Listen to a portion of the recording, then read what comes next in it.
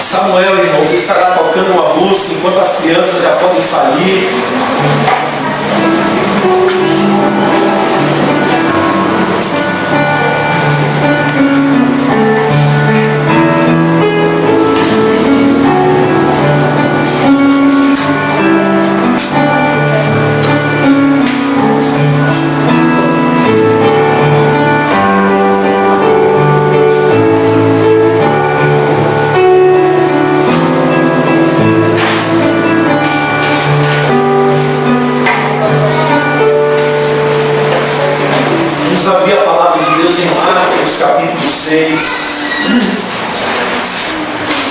Evangelho de Marcos, capítulo 6.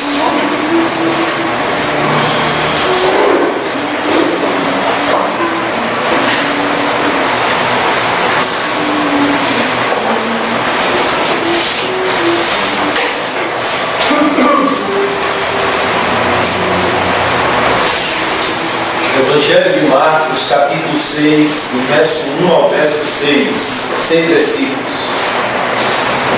O texto diz assim, irmãos: tendo Jesus partido dali, foi para a sua terra, e os seus discípulos o acompanharam.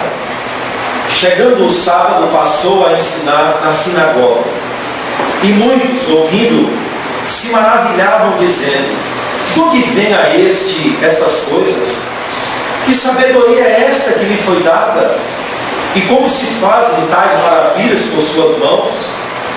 Não é esse o carpinteiro, filho de Maria, irmão de Tiago, José, Judas e Simão? E não vivem aqui entre nós suas irmãs? E escandalizavam-se nele. Jesus, porém, lhes disse: não há profeta sem honra, senão na sua terra, entre os seus parentes e na sua casa. Não pôde fazer ali nenhum milagre, senão curar uns poucos enfermos, impondo-lhes as mãos.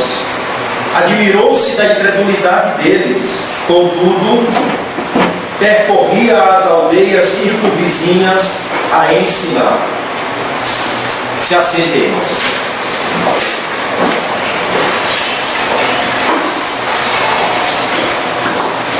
A incredulidade do coração humano, irmãos.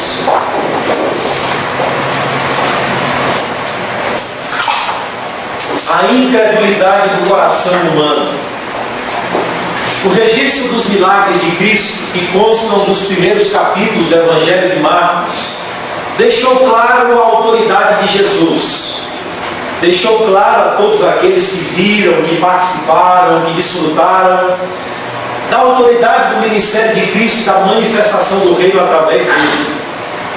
Agora Marcos vai relatar um novo ciclo de acontecimentos, a partir do capítulo 6, que irá revelar a multiplicidade de reações ao ministério de Cristo.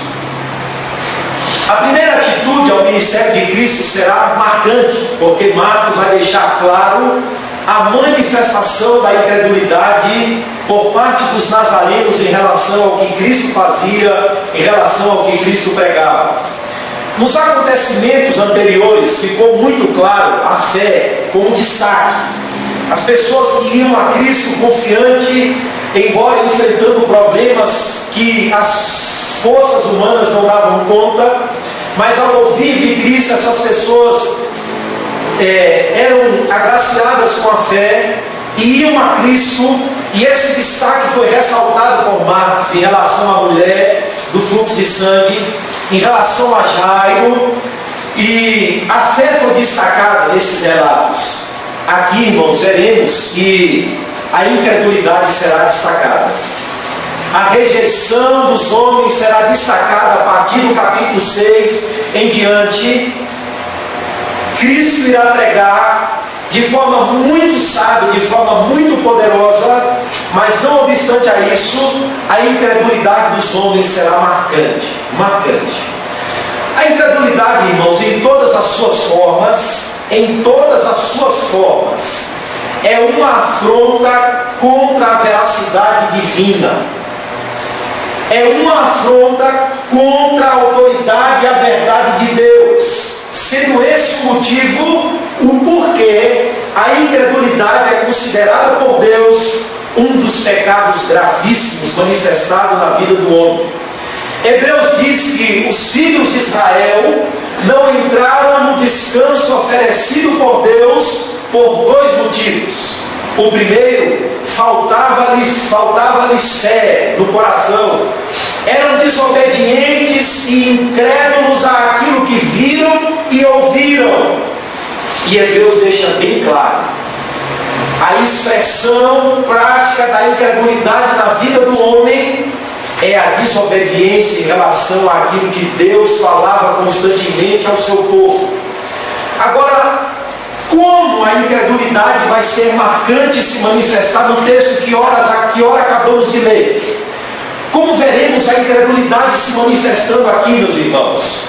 O primeiro ponto que veremos claro é que a incredulidade se manifesta mesmo diante de fortes evidências. A incredulidade do homem se manifesta mesmo diante de fortes evidências. Chegou o sábado, Jesus foi à sinagoga ensinar e todos ficaram admirados com seu ensino. Toda a sinagoga foi tomada por essa admiração e perguntaram a si mesmo: que sabedoria é essa? Que manifestação de sabedoria é essa na vida desse homem? Irmão, Jesus volta mais uma vez à sua terra natal.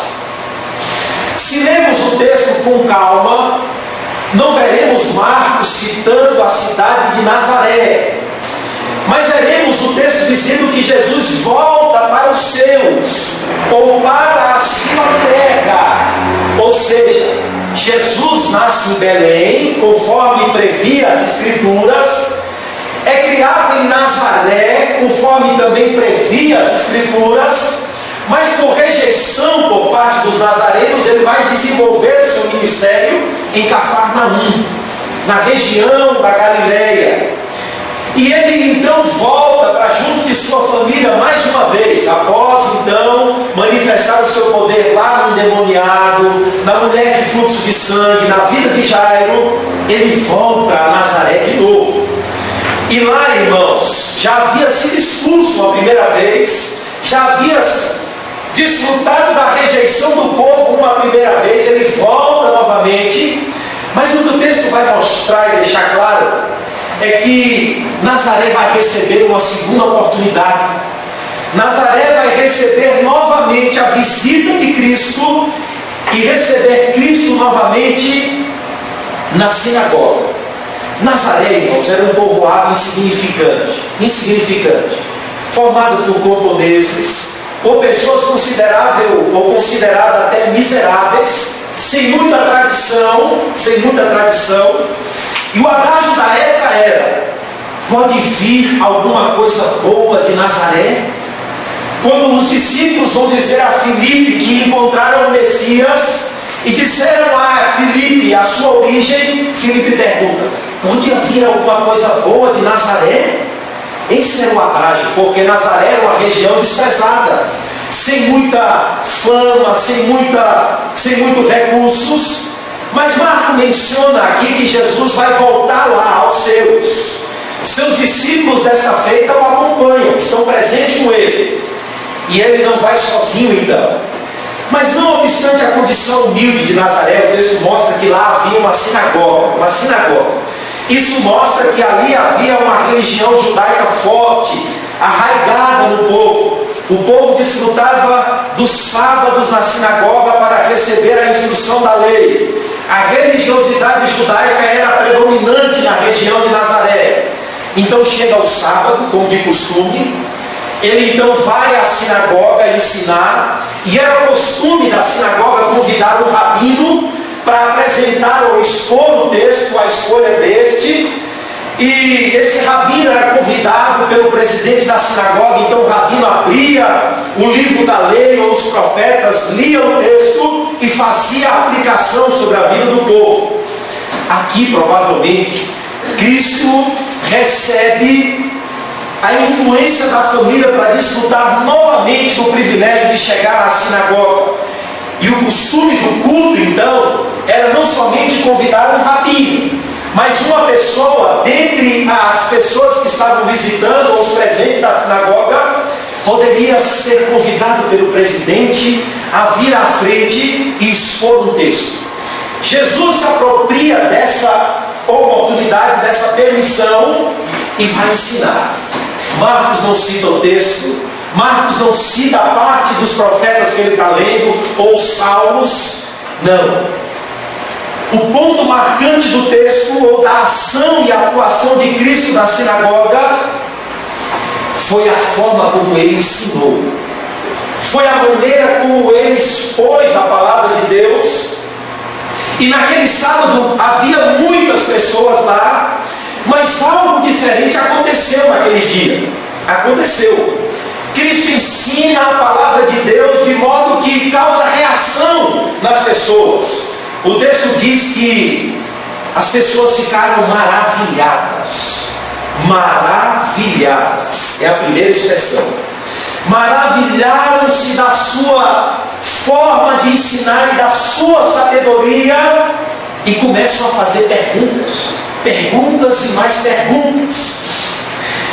Irmãos, eles não conseguiram fugir da impressão inicial do ensino de Cristo. Não. O impacto da verdade apresentada foi tão grande, que a coletividade da sinagoga é tomada por esta admiração que causa perplexidade ao povo. De onde vem a este tamanha sabedoria? Aqui, irmãos, não se pensa em uma parte da sinagoga admirado com o ensino dele. Não. A Bíblia Viva traduz muito bem esse texto quando diz que todo o povo ficou admirado. Todo o povo ficou maravilhado com o ensino de Cristo. Pois essa é a ideia de que toda a sinagoga é tomada por um silêncio, é tomada por uma admiração e ficam maravilhados com a forma como aquele homem, naquela manhã de sábado, estava ensinando a palavra de Deus. E começam a perguntar: como pode? De onde vem a este essas coisas? Esse homem não frequentou as melhores escolas. Começa a passar pela cabeça do povo.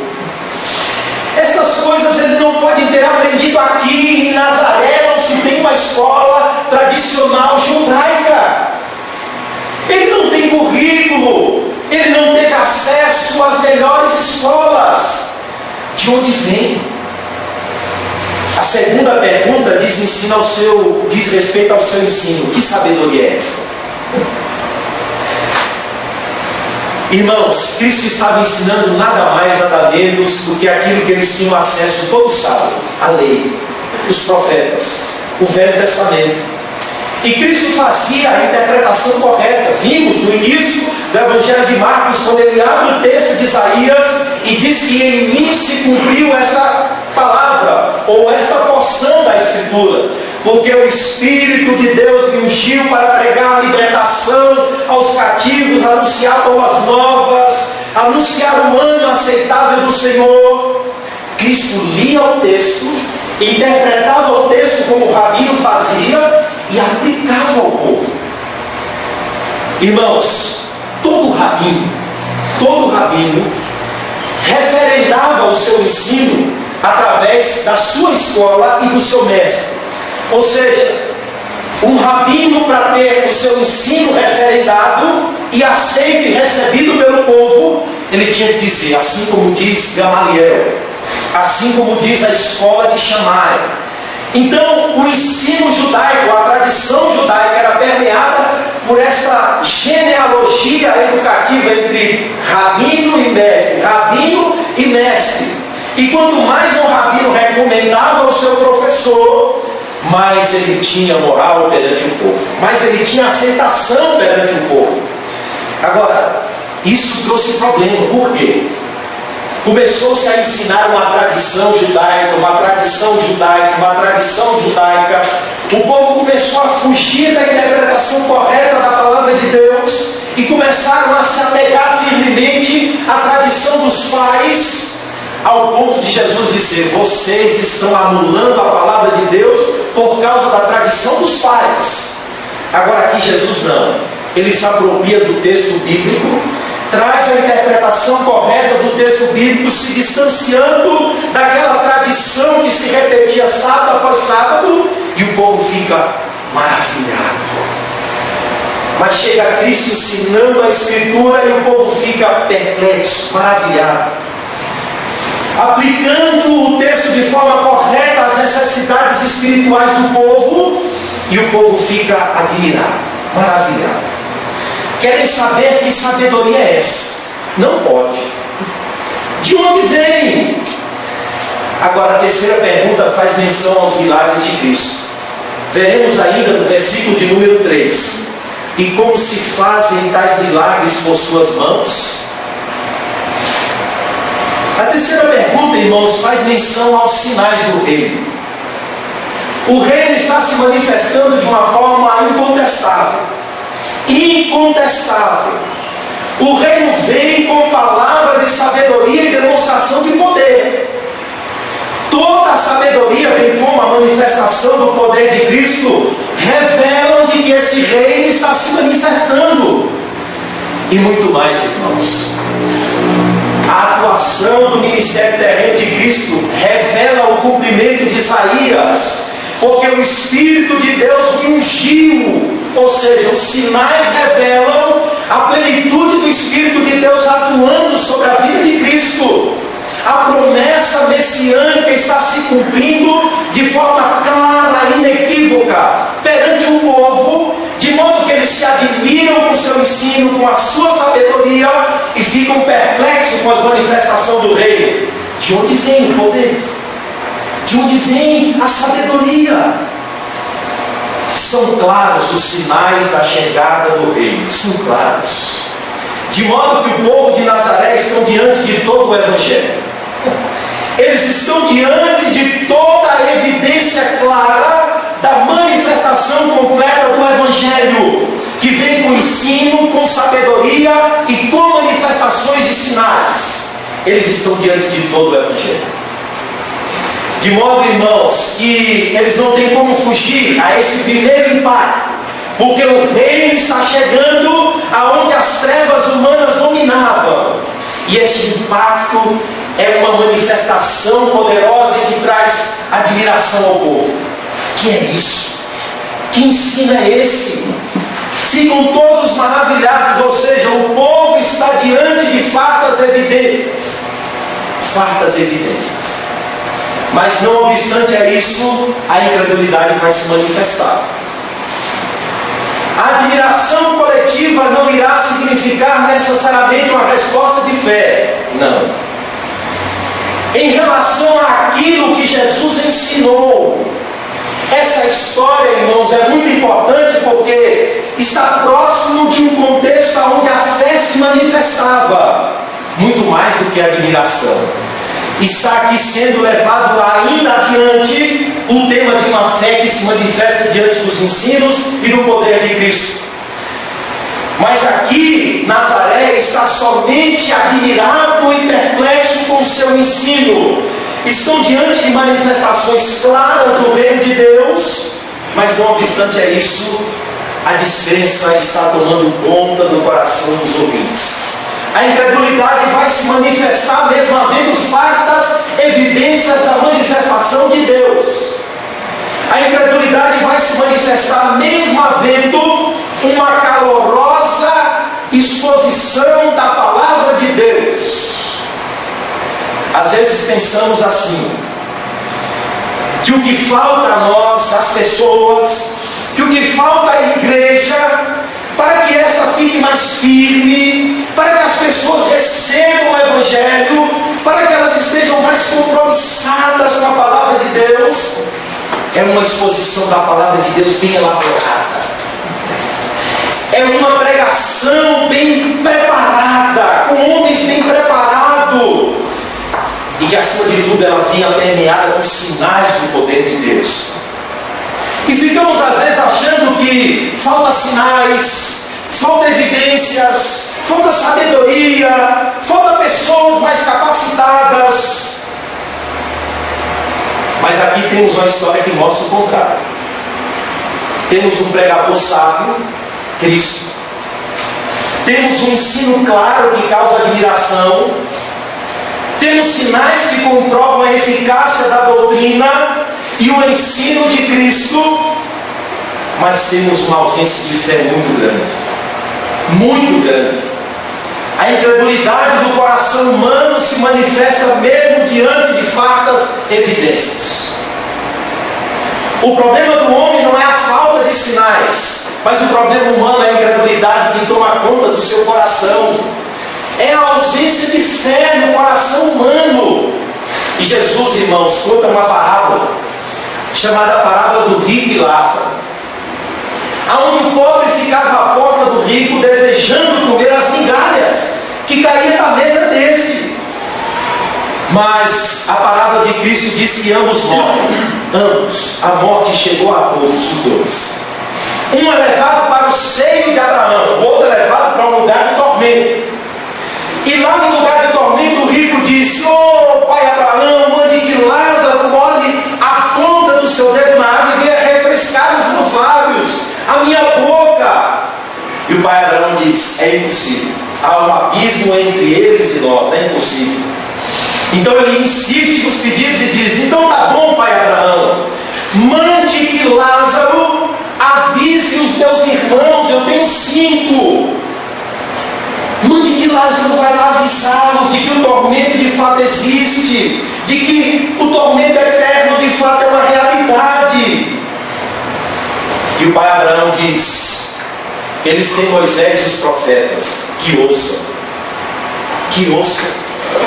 Mas o homem insiste em dizer na parábola: "Não, pai Abraão, mas se um morto se levantar, ou se alguém ressuscitar dentre os mortos."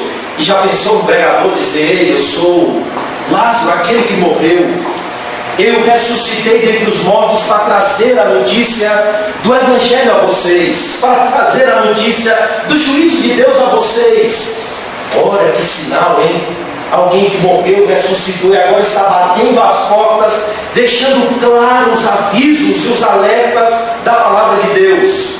Mas o pai Abraão diz: "Se eles não ouvem a Moisés e os profetas, tampouco acreditarão ainda que o morto ressuscite." Não é evidências, irmãos, aqui há sinais claros da manifestação do reino de Deus. Nós precisamos investigar os nossos corações. Nós precisamos investigar as nossas atitudes diante da luz do Senhor que se manifesta sobre as nossas vidas. Não é por falta de verdade, não é por falta de evidências, não é por falta de pregação. O problema está em Nazaré. O problema está nos ouvintes, nos corações humanos. E a história aqui, Cristo mostra que ela está se repetindo. Se repetindo. O primeiro Israel já havia demonstrado, ou desfrutado, melhor dizendo, de todas as evidências da manifestação do poder de Deus. Mas toda a rebeldia do primeiro Israel também ficou clara, ficou nítido, patente, mesmo ele vendo os fatos sinais do amor de Deus, da bondade de Deus, da misericórdia de Deus, do cuidado de Deus. Os pais se fartaram de ver a glória de Deus se manifestando. Se fartaram. No contexto dos espias, o povo vai espiar a terra. Deus envia 12, mas voltam 10 com o coração desanimado e, sobretudo, desanimando o povo. E quando chega em Números 14, 11, Deus usa Moisés e diz ao povo: "Até quando provocará a mim este povo? Até quando este povo não me crerão, vendo todos os sinais que fiz no meio deles?" Irmãos, a noite era uma coluna de fogo, de dia uma nuvem, água brotando da rocha, já tinham visto o mar vermelho se abrir. Uma série de sinais e de manifestações evidentes da glória de Deus no meio deles. Mas o primeiro foi rebelde e descrente, apesar de tudo que ouviram e viram. O segundo está diante daquele que é maior do que Moisés, Cristo. O segundo Israel, Nazaré, está diante daquele que é maior do que Elias. O segundo Israel está diante daquele aonde todos os profetas eram mera sombra pálida dele, e todos apontavam para ele. Nazaré está diante daquele, ou está diante de Cristo para onde a lei apontava. Está diante de quem os profetas prenunciaram. Melhor, Israel está diante do próprio Deus encarnado. Há evidências maiores do que essas? Há manifestações mais terríveis de Deus do que Cristo encarnado? O escritor aos Hebreus diz que Deus falou ao Pai pelos profetas, ou aos pais pelos profetas. Mas nos últimos dias temos falado através do Filho, a quem o constituiu herdeiro de todas as coisas. Meus irmãos, não há revelação mais clara de Deus do que Cristo. O Verbo encarnado revelou o Deus invisível, diz Paulo em Colossenses capítulo 1. Ele é a imagem do Deus invisível. Não há notícia que requeira dos homens mais atenção do que as boas novas anunciadas por Cristo. O primeiro ponto é: a incredulidade dos nossos corações se manifesta mesmo diante de fatos e evidências. Mesmo diante de uma luz grande e intensa, os nossos corações ainda se manifestam de forma incrédula a palavra do Senhor. O segundo ponto diz que a incredulidade se manifesta com argumentos sutis. Sutis. Não é esse o carpinteiro, filho de Maria, irmão de Tiago, José, Judas, Simão? E não vive entre nós suas irmãs? Escandalizavam-se nele. Jesus, porém, lhes disse: não há profeta sem honra, senão na sua terra, entre os seus parentes e na sua casa. Veja, os nazarenos estão cheios de perguntas. Que sabedoria é esta? Que poder é este? Como se fazem tais maravilhas por suas mãos?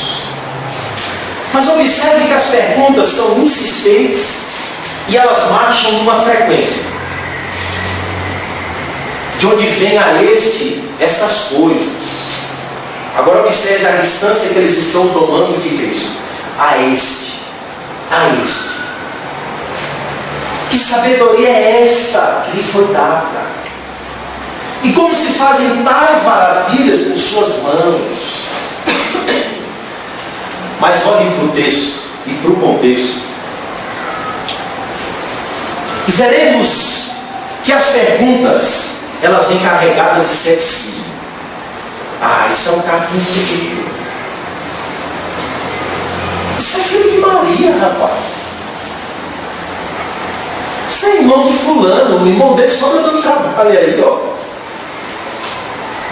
Na verdade, a forma como as perguntas estão sendo feitas demonstram também um distanciamento. Este.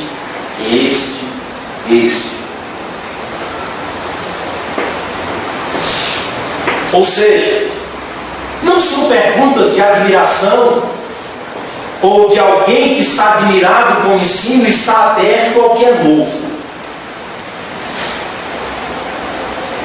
O que aconteceu de forma diferente dentro daquele barquinho que estava sendo tomado pela tempestade, quando Cristo manifesta o seu poder, a sua autoridade, os discípulos: quem é este? Que até o vento e o mar lhe obedecem. E aquela experiência verdadeira com Cristo no barco permitiu que eles conhecessem mais de Cristo. Mais de Cristo.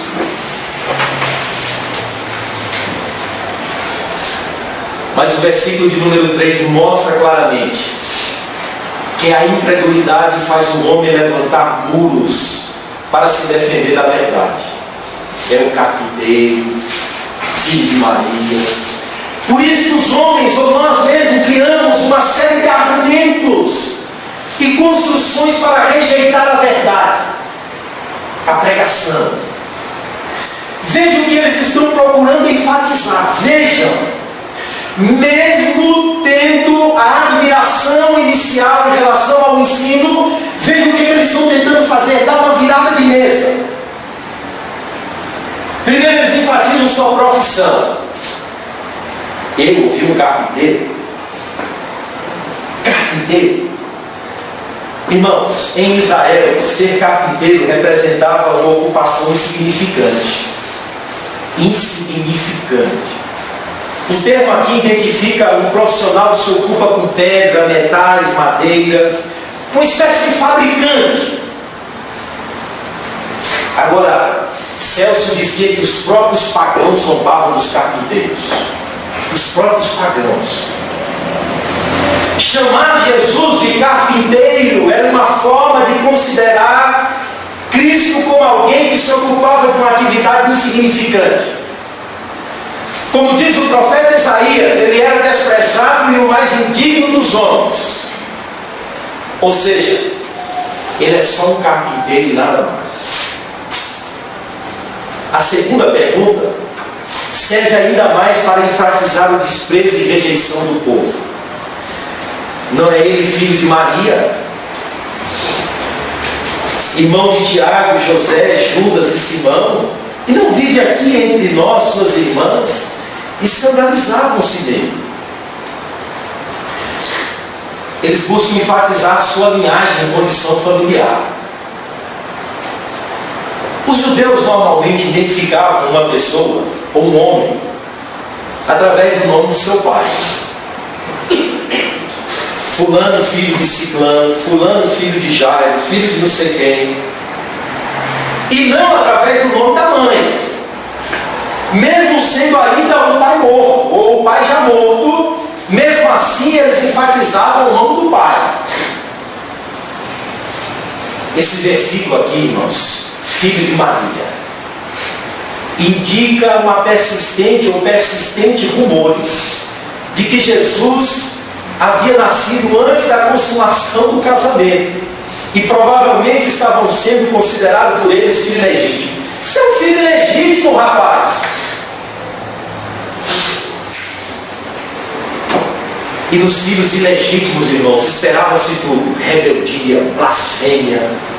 Sobre os filhos ilegítimos repousava o desrespeito em relação à sua religiosidade. Agora, o tempo do verbo escandalizar dele mostra de que esse escandalizar é um processo que está tomando conta do coração deles. À medida que as perguntas estão avançando, à medida que eles estão fazendo perguntas, eles estão se escandalizando em Cristo. O escândalo foi tomando volume, foi amadurecendo, e vários argumentos foram sendo levantados agora contra a pregação do Evangelho. Escandalizavam-se nele, diz Marcos. Mas a pergunta que eu faço aos irmãos é: o que representam essas perguntas? O que representam essa política difamatória dos nazarenos? O que representam essas questões levantadas? Não vemos se desculpar. Vocês foram impactados inicialmente com o ensino, ficaram admirados. Os sinais de Cristo são claros. Eles mesmos ficam perplexos. Que sabedoria é essa? Mas agora estão escandalizados nele. Tem alguma coisa por trás disso. Aqui vemos uma tentativa sutil, irmãos, de tentar levantar muros contra a verdade, de tirar o foco daquilo que é o principal, o seu ensino, a sua palavra, os sinais claros, e mudar para um outro foco menos importante: sua origem de nascimento, seus irmãos, sua mãe. Aqui vemos muitas vezes, ou como muitas vezes o pecado age de maneira sutil em nossas argumentações. Vemos como ele age, irmãos, fazendo com que levantemos considerações ou coisas que são menos importantes em relação ao que de fato aquilo que é preciso ser considerado, a palavra de Deus, a pregação. O pecado se apega a coisas insignificantes, faz com que eu e você coamos mosquito e engolamos camelo, ou tomemos camelo para engolir. Mas essa já é em si uma artimanha, irmãos, para esconder em nós um princípio maior, que é a nossa natural rejeição à verdade de Deus. Natural. Cristo, no capítulo 7 de Lucas, os discípulos de João vão perguntar a Cristo, enviados por João, vai lá e pergunta a ele se é de fato ele, é o Messias, é de fato ele que nós estávamos esperando. Jesus então diz, olha, vai a João e diz a João que vocês ouviram e viram. Os sinais claros do rei, diga a João isso. E depois que ele sai, Cristo começa a dizer aos que estavam próximos a ele, o que fostes ver no deserto? Um homem vestido de trajes nobres? Não. Um caniço agitado, ou um homem de nobre nascimento, alguém muito importante? Não. E ele vai então dar testemunho de João Batista. Eleva o testemunho de João Batista, mas diz, no reino de Deus o menor é maior do que João Batista. Mas Cristo então introduz um outro tema no capítulo 7 de Lucas, quando Cristo diz, olha, essa geração é como os meninos na praça, porque tocamos flautas e eles não dançaram, tocamos um lamento e eles não choraram. E no final Jesus diz, veio João Batista, que não comia e não bebia, e vocês disseram, é um endemoniado. Veio o Filho do Homem, a manifestação expressa e exata do Deus invisível, pregando a vocês, o Deus encarnado pregando a vocês. E vocês disseram, Cristo é um cumpilão e beberrão. O que Jesus está dizendo no capítulo 7 de Lucas é que nós usamos argumentos insignificantes para rejeitar a pregação do Evangelho. Os nossos argumentos insignificantes escondem a nossa indiferença à verdade de Deus. E aí ficamos. Não, rapaz, ele é filho de Maria. Não, ele estudou no seminário tal. Não, ele não tem nem currículo, não, ele não tem nem mestrado.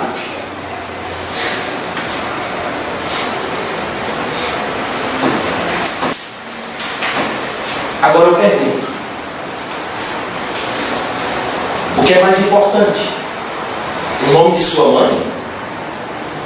O nome de seus irmãos? A sua profissão?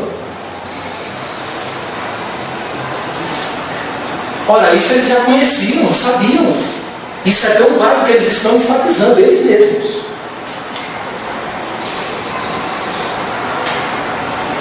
Eles estão usando a similaridade como argumento para rejeitar a pregação. Nada, esse cara é próximo a nós, conheço ele, conheço sua mãe, conheço seus irmãos. A proximidade pode servir de empecilho, irmãos, a reconhecermos os dons de Deus na vida dos irmãos. É fulano?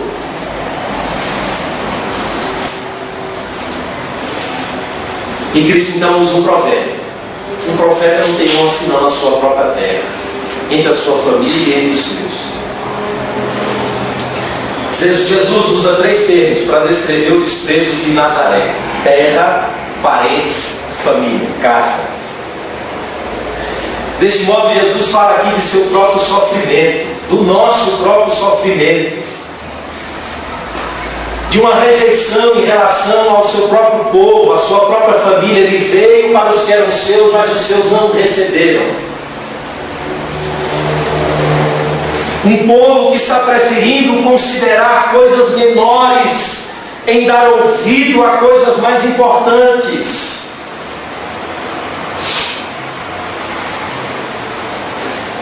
Sua profissão, sua mãe, seus irmãos, sua origem familiar, sua formação, foi mais importante para Nazaré do que o seu ensino, sua manifestação clara. Se ele era, meus irmãos, um carpinteiro, filho de Maria, irmão de Tiago, irmão de José, e está se manifestando de maneira sábia e ensinando de forma diferente que causa admiração, isso é um dos sinais muito mais evidentes de que ele fosse de Jerusalém, filho de uma família tradicional judaica. Ou seja, Deus está mostrando claramente quem é este homem. Mas como diz Paulo em Romanos 1, a nossa luta é para suprimir a verdade de Deus, amarrar a verdade de Deus, calar, não fala, nós não queremos ouvir. E Paulo disse que os homens detêm a verdade de Deus pela mentira.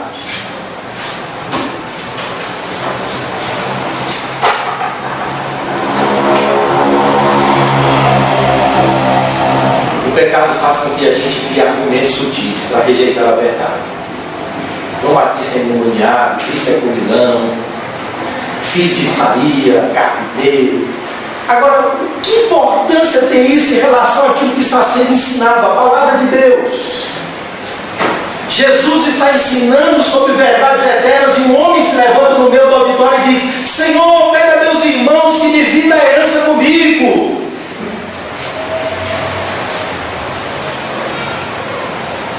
Está ouvindo sobre verdades eternas, está ouvindo sobre a palavra de Deus e está preocupado com a herança que o irmão não quer dividir com ele.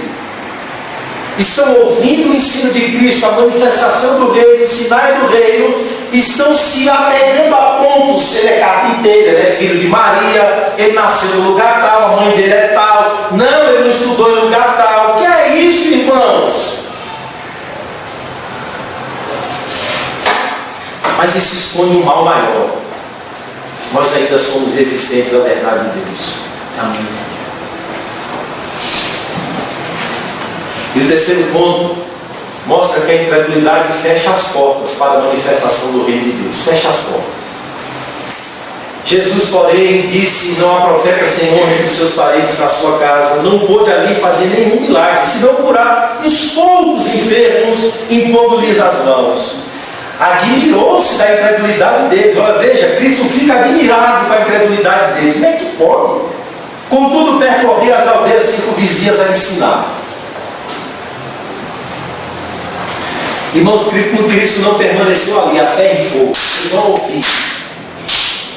Vocês vão ouvir. Nazaré perdeu o tempo de sua oportunidade. Bateu a poeira dos pés. Meu sangue está limpo acerca de vocês. Como fez Paulo, Cristo não insistiu diante da incredulidade persistente dos homens. Foi como que ocorreu em Betsaida e Corazim. Ai de ti, Betsaida, ai de ti, Corazim. Se em Tiro e em Sidom houvesse operado os milagres que em vós operaram, há muitos se teriam arrependido. Nazaré também, de certa forma, desfrutou da manifestação do reino, não com tanta intensidade como Betsaida e Corazim, mas Cristo fez ali, ou se manifestou ali de forma inequívoca, deixou claro a eles o seu ensino, as manifestações do reino sobre a vida dele, ou através da vida dele, claros. E Cristo não pôde fazer ali muitos milagres, o texto diz, partiu para outros lugares. Mas a pergunta é: faltou capacidade em Cristo para operar milagres? Isso é fruto de alguma limitação do próprio poder de Deus? Não. O que Jesus quer deixar claro é que ele não poderia fazer ali milagres. O que Jesus está ensinando é: aonde ele é rejeitado, as suas dádivas também não fazem sentido. Aonde o doador das bênçãos é rejeitado, as bênçãos não fazem sentido. Ou seja, se estão rejeitando a Cristo, os seus milagres vão se tornar prejudiciais àquele próprio povo, mais ainda. É uma forma de responsabilizá-los mais ainda. Veja, irmãos, o pecado da incredulidade é terrível. Jesus não estava disposto a realizar milagre que as pessoas o rejeitavam. Não. por preconceito e incredulidade, eles rejeitaram a Cristo. Não, eu vou para outros lugares. Cranfield, um pastor que comenta esse texto, diz que operar milagres, aonde a fé está ausente, na maioria das vezes, será meramente agravar a culpa dos homens. Será endurecer os seus corações ainda mais contra Deus. Cristo, então, saia. Irmãos, a incredulidade manteve Israel 40 anos no deserto. Afastados da terra prometida e da promessa que Deus havia feito. Rodaram por 40 anos até que toda aquela geração perecesse e seus filhos entrassem, com exceção de Josué e Caleb. A incredulidade fecha as portas para a manifestação do reino de Deus e tem a sua expressão maior da desobediência. Ela age diante das mais claras evidências. Nós não precisamos de mais evidências para crer. Ela se manifesta, irmãos, com argumentos menores para esconder o que é mais importante, o que é maior, o que tem mais significado. Mas o reino de Deus avança, apesar de mim e você. Cristo percorre aldeias circunvizinhas a ensinar. É evidente que o reino onde é rejeitado não vem com a proporção que ele é capaz de vir. Jesus ali impôs a mão sobre alguns e alguns foram curados. Mas ele não pôde realizar ali os feitos que realizaram em outro lugar. Por quê? É o carpinteiro. Rejeitam a Cristo. Agora o texto termina invertendo as coisas. Eles se admiram com o ensino de Cristo, agora Cristo vai se admirar com a incredulidade deles. Irmãos, Deus se admira da nossa própria incredulidade. A perplexidade de Cristo aqui é grande. E se dá pelo fato de que em Nazaré, sua palavra se manifestou de forma tão clara, mas tão clara, que o natural seria responder com fé. O natural seria crer. Não. Pelo contrário. Eles rejeitam. A incredulidade, irmãos, faz Deus se admirar. Deus diz: eu criei filhos, eu engordei os filhos e eles se rebelaram contra mim. Eu não acredito, Moisés, que depois de tudo que eu fiz, de todos os sinais, este povo ainda está duro contra mim. Eu não acredito. A incredulidade faz Deus se admirar, irmãos. Olha, depois de tudo que eu fiz a este povo, eles ainda estão dando coisa contra mim. Jesus, animal bravo. Mas ele disse: Israel, se voltares, volta para mim.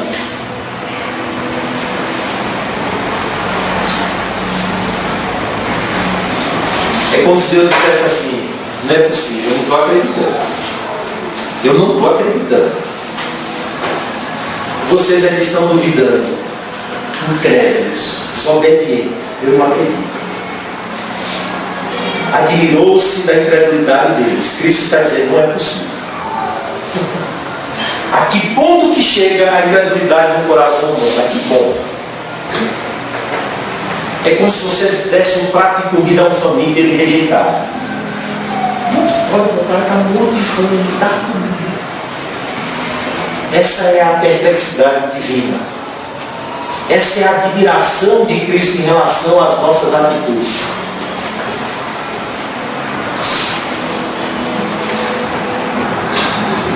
Mas a nossa certeza é de que Cristo morreu também pela incredulidade dos nossos corações. O Evangelho é capaz de curá-la, de transformá-la. O Evangelho é capaz de nos dar fé, de aumentar a nossa fé, de produzir confiança, certeza, perseverança, firmeza. Então essa é a certeza que temos, irmãos, de que apesar dos nossos corações naturalmente rejeitam a verdade de Deus, a palavra de Deus, a graça é irresistível. A graça supera tudo isso, é só a graça de Deus. Porque se depender e deixar da nossa condição, nós ficaremos como a Nazaré incrédula, se apegando a detalhezinhos para rejeitar o mais importante, se apegando a currículos humanos para rejeitar a palavra de Deus, buscando sofismas e argumentos que no fundo e no profundo revelam o coração de alguém que não quer ouvir a palavra de Deus, não tem interesse na palavra de Deus, não quer se submeter à palavra de Deus, quer simplesmente se apegar a um conhecimento que flutua, ou um conhecimento que faz com que se apegue a pontinhos, a discursos intermináveis, mas não quer de fato conhecer a verdade para ser transformado por ela. Que a graça de Deus nos transforme de fato. A palavra de Deus molde o nosso caráter, desconstrua os sofismas, os argumentos falaciosos das nossas vidas, e nos faça com que, da admiração, os nossos corações sejam permeados de fé e se submetam. Que ultrapasse a admiração e que vá a uma fé que se submeta ao que Cristo tem revelado a cada um de nós. Vamos orar. Senhor, nosso Deus e Pai, queremos te agradecer mais uma vez pela tua palavra, Senhor, pelo teu Evangelho. Queremos te agradecer, Senhor, pela tua revelação, pela boa notícia do Evangelho, que chegou aos nossos corações com poder, com eficácia, que nos arrancou, Senhor, da escravidão, da dureza, do pecado, e que esse Evangelho, Senhor, tem nos transformado dia após dia. Mas reconhecemos, Senhor, que ainda a nossa natureza levanta trincheiras, muros, argumentos, sofismas, para rejeitar a tua verdade, para rejeitar a tua palavra. E o pecado faz com que nos apeguemos, ó Deus, a coisas tão mínimas, tão pequenas, como a origem da família, como a herança religiosa, como o currículo, a formação. Tudo isso para rejeitar uma pregação que foi de encontro aos nossos pecados, aos nossos interesses, aos nossos pensamentos, e foi de encontro, Senhor, àquilo que de fato precisamos abandonar, mas em nossa resistência lutamos, em nossa resistência argumentamos, tudo isso para não deixar, Senhor, tudo isso para não submeter, Senhor. Essa é a guerra que ainda reside em nós, o Espírito militando contra a carne, Senhor. Mas nós pedimos a Ti, Senhor, que os nossos corações sejam tomados de uma fé que submeta de forma coerente aquilo que temos ouvido, Senhor. Amém, Senhor. Os nossos corações sejam quebrantados, ó Deus, nossos corações sejam tomados, ó Deus, de uma humildade, as nossas vidas sejam humildes ao ponto de nos humilharmos diante da Tua presença. Amém. Para que a vida de Cristo se estabeleça em nós, Pai. Para que a Tua palavra, ó Deus, de fato ela venha ser, ó Deus, a vara de medir, ela seja a regra de fé e vida prática, para que a Tua palavra, Senhor, seja de fato, ó Deus, aquilo que venha transformar os nossos caminhos. Amém. Deus, é o que nós te pedimos, meu Pai, em nome de Jesus. Amém. Amém.